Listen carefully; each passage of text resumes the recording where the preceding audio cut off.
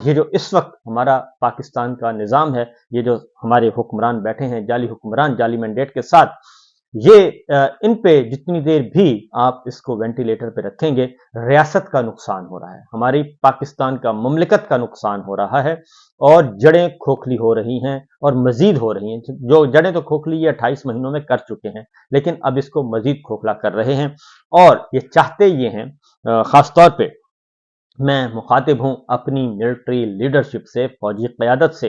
ये चाहते ये हैं कि आप उनको मुकम्मल तौर पर उनके दस्तोबाजू बन जाएं, उनकी विसाखियां बन जाएं और सारी नाकामियां जो हैं, उनकी सारी नाकामियां ये आपके गले में डालेंगे। जनाब जनरल आसिम मुनीर साहब ये आपके गले में डालेंगे और आपको ये इतना इन्होंने आपको रुस्वा करना है कि आपके वहमो गुमान में भी नहीं है, आपके वहमो गुमान में भी नहीं है कि ये आपको कितना रुस्वा करेंगे और कैसे पूरी दुनिया में इन्होंने ढंढोरा पीटना है कि हम तो बेबस थे, हमने तो कुछ किया ही नहीं, हमारी तो हुकूमत ही नहीं थी। असल तो इख्तदार जनरल आसिम मुनीर साहब के पास था, असल मामलात वो देख रहे थे।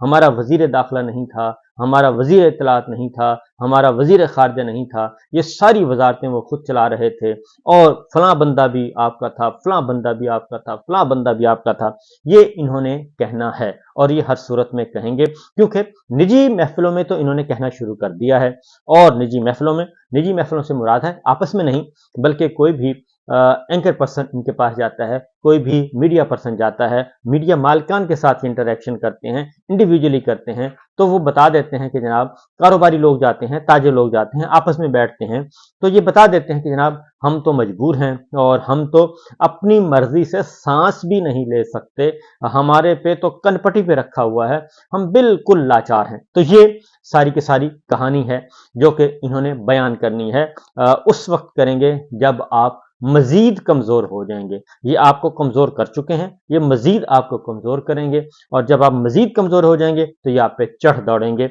और उसके बाद ये सारा मलबा आप पे डाल के सारी उम्र जो है वो आपको कोसते रहेंगे। कैसे कोसते रहेंगे?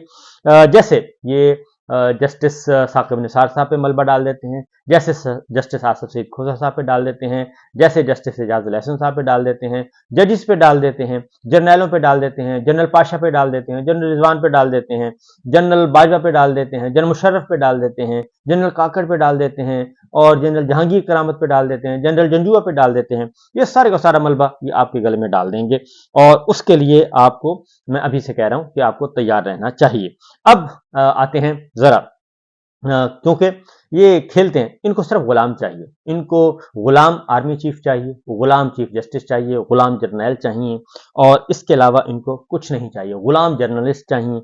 अगर तो आप इनके गुलाम बनने के लिए तैयार हैं तो वेल एंड गुड। और जैसे ही आपने कोई बात करेंगे, इंडिपेंडेंटली बात करेंगे, आप सिस्टम की बात करेंगे, आप इदारे के साथ खड़ा होने की कोशिश करेंगे, आप इनकी गुलामी से निकलने की कोशिश करेंगे, तो ये फिल फॉर आपको चढ़ दौड़ेंगे। क्योंकि आजकल ये आपको जरा थोड़ा सा मैं आपको कंपैरिजन बता देता हूं कि ये करेंगे क्या आपके साथ। ये करेंगे ये कि जैसे अब ये जनरल बाजवा का कर रहे हैं, जनरल फैज का कर रहे हैं, सारा मलबा उन पे डाल रहे हैं, जबकि ये जनरल बाजवा के साथ मिलके अपनी गेम सेट करते रहे, उन्हीं के कंधों पे बैठ के आए और उन्हीं के कंधों पे बैठ के गए, फिर वापस आए और उनके साथ मामला तय करते रहे, उनके ड्राइंग रूम में बैठ के सारी चीजें तय करते रहे। फिर ये आपको पता है कि आप डीजी एमआई भी रह चुके हैं और डीजी आईएसआई भी रह चुके हैं और आप वो कोर कमांडर या वो जनरल नहीं है जिनके पास इंफॉर्मेशन नहीं है, आपके पास ये इंफॉर्मेशन भी हैं। फिर ये जेल में आपको पता है कि इन्होंने जनरल बाजवा की हिदायत पे ही जेलों में मुलाकातें की, सहूलतें भी ली और मुलाकातें भी की और सारे मामला तय किए और वहां से तय करके ये बाहर चले गए। फिर उस वक्त की मिलिट्री लीडरशिप से ही ये मुलाकातें करके सारी चीजें तय करके फिर वापस आए। तो आपसे ज्यादा कौन जानता है? आप बहुत ज्यादा कुछ जानते हैं, लेकिन अफसोस इस बात का है कि आपने सब कुछ जानने के बावजूद आप भी आप मुसलसल गलतियां करते जा रहे हैं, मुसलसल गलतियां करते जा रहे हैं और बिल्कुल एक गलत रास्ते पे चल रहे हैं। और इसलिए आपने अगर अपनी साख बचानी है, अपने इदारे की साख बचानी है, तो फिर इसके अलावा कोई और रास्ता नहीं है कि आप इस जाली सिस्टम से अपने आप को अलग कर लें। इस जाली निज़ाम से अपने आप को अलग कर लें, क्योंकि अगर आप इस जाली निज़ाम से इस झूठे और हारे हुए लोगों के करप्ट टोले के साथ अगर आप जुड़े रहे, तो फिर आप अपने आप को नहीं बचा सकेंगे, आप अपनी साख को नहीं बचा सकेंगे। ये फिर आपके साथ भी होगा, और फिर ये एक ही है, क्योंकि आपके पास अभी मौका है, अभी चांस है आपके पास कि आप कर सकते हैं। लेकिन अगर ना हुआ तो फिर यही होगा, क्योंकि अभी आपने देख लिया, ज्यादा दूर नहीं जाते, जन बाजवा और जन फैज के साथ इन्होंने जो किया वो आपके सामने है, और उससे पहले जन मुशर्रफ साहब के साथ जो किया वो भी आपके सामने है। अब जरा जुडिशरी वाली साइड पे आ जाए।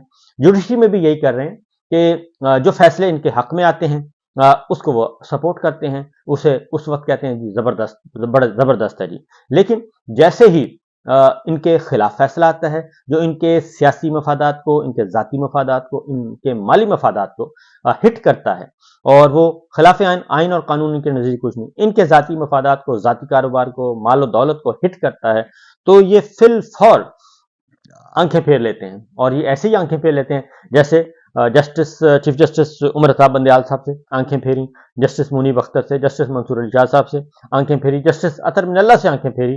वो जब तक ऐसे फैसले आते रहे जो इनको सूट करते थे, तो तब तक वो बहुत अच्छे थे। लेकिन जैसे ही वो फैसले उन्होंने आइन और कानून के मुताबिक वो फैसले दिए जो कि समझते थे, और उसके बाद फिर फौर इन्होंने आंखें फेर ली।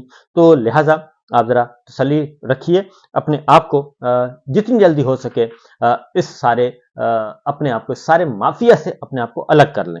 तो देखते हैं कि क्या होता है। तो लेकिन रिजल्ट वही निकलेगा जो मैं आपको बता चुका हूं। जितनी देर आप इसके साथ, इनके साथ जुड़े रहेंगे, तो ये आपको, इदारे को वीक करते रहेंगे, आपसे ये ऐसी ऐसी डिमांड्स करेंगे जो आप पूरी नहीं कर सकेंगे, और फिर आपको फैसला करना पड़ेगा। लेकिन उस वक्त जो पानी है वो बहुत ज्यादा गुजर चुका होगा, आपके सर से ऊपर से पानी गुजर चुका होगा, तो तब शायद आप उस पोजीशन में ना हो कि आप इनको रेजिस्ट कर सकें। और फिर वही बात होगी, फिर वो जनरल बाजवा और जनरल फैज के साथ जो कुछ इन्होंने किया वही कुछ होगा। बहरहाल आगे बढ़ते हैं जी। इस वक्त ये है सूरत हाल, क्योंकि बांग्लादेश जो है, बांग्लादेश के हालात वाक़यात बदस्तूर अभी तक मौजूद हैं और वो ख़त्म नहीं हुए। बांग्लादेश की लहर जो है वो रावलपिंडी में आ चुकी है, और रावलपिंडी में बांग्लादेश की क्रिकेट टीम ने जो पाकिस्तान की क्रिकेट टीम के साथ किया, उसके बाद मेरा ख्याल है कि कोई कुछ कहने की जरूरत नहीं है, क्योंकि ये जो सोशल मीडिया पे बहस चल रही है वो अपनी जगह, लेकिन हकीकत ये है कि पाकिस्तान की क्रिकेट टीम जो है, इस वक्त क्रिकेट बोर्ड का चेयरमैन कौन है, इस वक्त वो है पार्ट टाइम है मोहसिन नकवी साहब हैं। वो पार्ट टाइम जर्नलिस्ट भी हैं, पार्ट टाइम पीसीबी के चेयरमैन भी हैं, पार्ट टाइम वजीर दाखिला भी हैं, पार्ट टाइम वो निगोशिएटर भी हैं और मुज़ाकरातकार भी हैं वो। तो हर जगह पे इस वक्त मोहसिन नकवी साहब हैं। तो मोहसिन नकवी साहब का आपसे बड़ा गहरा ताल्लुक है, बहुत अजीजदारी है। तो मेरा ख्याल है कि वक्त आ गया है कि उस पर भी ज़रा थोड़ा सा गौर कर लें। एक पार्ट टाइम जो बंदा है वो जितने जहाँ जहाँ पार्ट टाइम होगा उन सारों का सत्यानाश करेगा, और ये खाता भी आपके गले में डाला जाएगा, ये भी आपके खाते में होगा, तो उससे भी बचना चाहिए।